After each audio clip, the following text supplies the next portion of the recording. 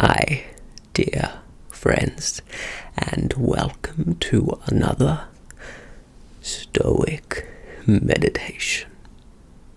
The principal idea of Stoic meditations is a fundamental idea behind this channel, and the idea is that you best process information when you have a calm and clear mind, free of emotional judgments or bias.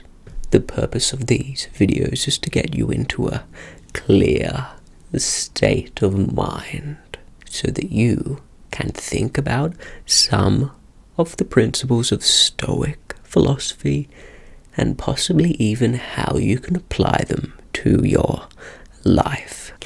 Today we are going to be talking about one of the most fundamental aspects of the Stoic philosophy, and that is virtue. Or rather, why virtue is the most important thing, logically, to a human being. This meditation is going to start with a guided body scan, then guided breathing, and then we are going to stop and think about the given subject. So I hope that you enjoy it. Before we start, I would like to invite you to get into a comfortable position, something where your back and body is somehow supported. You may be sitting in a Caesar position on your knees. You may be sitting straight-legged with a straight and supported back, sitting straight in a chair, or you may be lying down. Whatever position you're in, be prepared to be still and focused and not move for the duration of this video. I would keep that in mind. If anything is uncomfortable, fix it now. Starting at your scalp. Can you feel any tension or muscles tightening around the scalp, the temple, the forehead, or maybe your eyebrows, your whole crown area? Can you feel any tension? And if so, let it go. The purpose of body scan exercises is to feel your body. To feel any tension, it's just another variable under which your mind can control and anchor itself so that you remain in a meditative state. Anytime you think of a thought, just gently toss it away and return back to the feeling of your body. Your cheeks. How do your cheeks feel? Are they tensed? Is your jaw clenched? A lot of people hold tension in their jaw muscles, or the many muscles surrounding the eyes and mouth. Can you relax them? A body scan meditation is so useful in that it can identify areas where you are holding tension and let them go. Let your body relax. And it's also a valuable cognitive anchor for you to come back to, similar to your breath. Your neck. Is there tightness in your neck? Do you possibly have a stiff neck from looking at your phone? Or your shoulders? Are they tensed up high? Are they hunched forwards?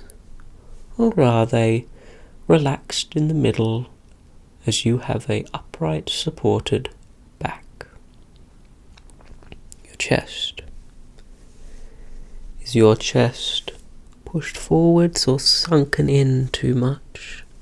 How does your chest feel? How do your pectoral muscles feel? Your arms, Are you shaky a little? Are you calm? Can you feel your elbows? Can you feel your triceps and biceps and forearms, your supinator muscles? What can you feel in your arms? Is there a difference in feeling between your skin or the deeper sensations of pressure within your muscles or musculoskeletal system going down? Are you sucking in your gut? Are you tensing your abdominals? Or are you doing the opposite? Are you pushing your stomach out? The best is to remain neutral. Remember that balance in your body is how it best operates. There is always light tension in your abdominals if you are sitting yourself up straight. The purpose of your abdominals, of course, is to turn you into a big banana. It's to shrink you inwards, like this, forwards. And so the light tension in your abdominals is to stop you suddenly flinging backwards. Your thighs and your calves and your feet. Where are you connecting to your supporting surface? If you're standing up like me, it's the soles of my feet. I can feel pressure there as I am standing, and that's where I'm connected to the ground. That's something that's easy to focus into. It's a sensation that isn't painful, but rather consistent enough to preoccupy my mind so I can remain in a meditative state, returning to the feeling of pressure every time I have a thought. And then I gently just toss that thought aside. Now, another mental anchor to keep you focused on the present moment. Your breath. There are a lot of different perceived reasons that people use breath as a key anchor. There are spiritual or religious reasons. People, of course, are thinking that breath is some kind of life force, but universally accepted, the key practical reason, which is evidence-based and, of course, practically and scientifically based, is that everyone breathes and it's a consistent anchor. An anchor is a practical sensation or thing that your brain can continually revisit in between its thoughts when meditating. You focus on the breath, the in and the out. You can control your breathing, or you can let it happen naturally, but it's always there for you to return to focus on. Amidst your worry and anxiety of the future, you can always return to the present, to your breathing. I can feel the breathing. I can hear myself breathe. I can feel that the air is slightly cool when it enters my nostrils, but warmer when it leaves my mouth. All of these different sensations are things that you can revisit to preoccupy your mind. And as you breathe, and focus on breathing. A thought may pop up into your head. You have this thing to do later. Okay, and you push it aside and go back to the breathing. And that is how you meditate.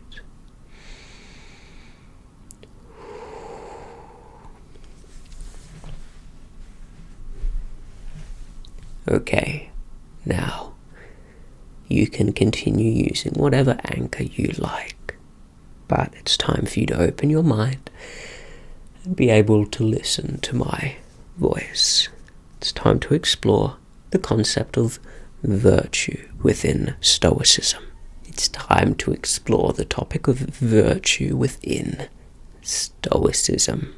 Let's start with a rhetorical question, a question used to persuade, but also to help you think.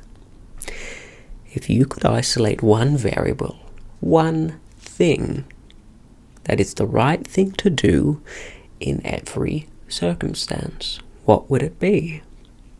Well, I don't know.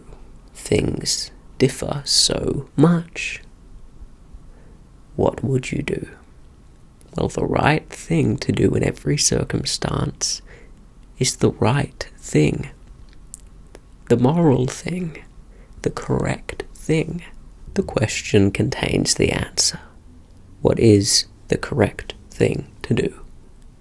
Well, the correct thing to do is the correct thing. That's the only consistent variable which lasts across all possible hypothetical questions of what you should do, what action you should take. There is never a situation where you should do the wrong thing, as by very definition of wrong, it's the incorrect thing to do. Do you see what I mean? And that is the Stoic idea of virtue. It's having and cultivating a character that wants to focus on always making sure that they do the right thing in a given circumstance. And what is the right thing? Well, the right thing is created via a culmination of your wisdom and knowledge and timing. So, the right thing, the virtuous or moral or ethical thing, may not actually be the scientifically or even ethically correct thing to do, but it's what you at the given time think is the right thing to do, because you cannot be a collection of all of the universe's knowledge and wisdom. It's good to accumulate knowledge, and it's good to perfect your wisdom. But you cannot do any more in any given circumstance than do the best with what you have. And worry about doing more than what you are able to do is, of course, non-constructive and illogical. The interesting thing is, it seems that almost all philosophical and religious systems, spiritual systems, even scientific systems agree that a human should conduct themselves via a set of moral and ethical standards related to some sort of logical proposition. We'll go through a few different examples. Religion.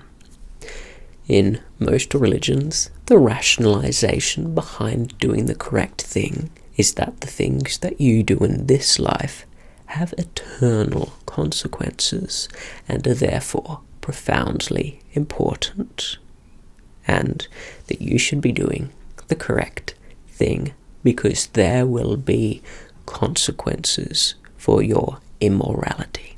2 is cause and effect. Any human will see that doing a wrong and immoral thing leads to a negative circumstance. Killing someone will lead to their death. It's cause and effect. Immorality leads to a negative, and thus in every given situation you should utilize what best knowledge you have to do the thing which is the most moral. And philosophical and moral systems try to think of what a human is, such as Stoicism. The Stoics, similar to modern contemporary science, viewed humans as a collective social species, formed however you believe it to be formed, through evolution or via creation or theistic evolution.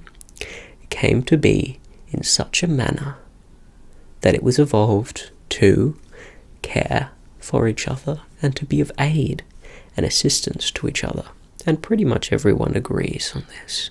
It's called the golden rule, that a life is best when assisting and in service of other humans. The science points to this. We have certain psychological, evolutionary traits which lead us to care about the other people within our species.